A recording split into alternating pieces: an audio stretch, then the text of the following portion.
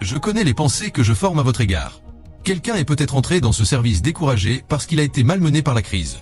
Cette écriture est pour vous dire que vous n'êtes pas seul. Pourquoi Dieu siège-t-il sur son trône? Son objectif n'est pas seulement l'administration du ciel. Sur ce trône, il pense à vous. Et il ne pense pas à vous de manière oisive.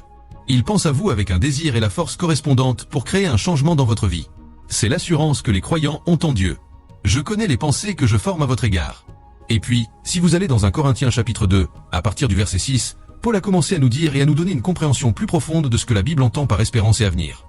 Ce n'est pas seulement que vous ne mourrez pas, que vous verrez demain. Non, cela en fait partie. Mais cela va au-delà de voir demain, parce que la façon dont vous entrez dans demain compte.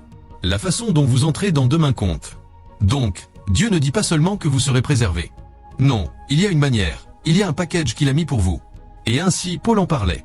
Il a dit, « Cependant, nous parlons de sagesse parmi les parfaits, mais non de la sagesse de ce monde, ni des princes de ce monde qui viennent à savoir. » Il a dit, « Mais nous parlons de la sagesse de Dieu en mystère, même la sagesse cachée que Dieu a ordonnée avant la fondation du monde pour notre gloire. » Donc, quand il parle d'un avenir, il parle d'un avenir glorieux.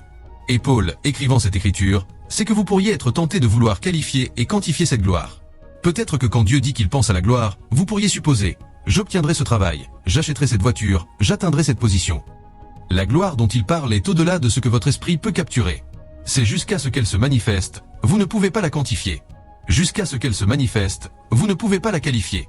Donc, Paul est allé plus loin au verset 9 et il a commencé à nous donner une idée du genre de gloire dont il parle. Et il a dit, mais comme il est écrit, l'œil n'a pas vu, l'oreille n'a pas entendu, ni n'est entré dans le cœur de l'homme. Donc, la gloire que Dieu a prévue pour vous, l'avenir qu'il a prévu pour vous, si vous pouvez l'imaginer, vous l'avez manqué. Si vous pouvez le voir, vous l'avez manqué. C'est plus grand que ce que votre imagination peut capturer. Donc, ce que cela vous fait, c'est que cela vous donne du repos.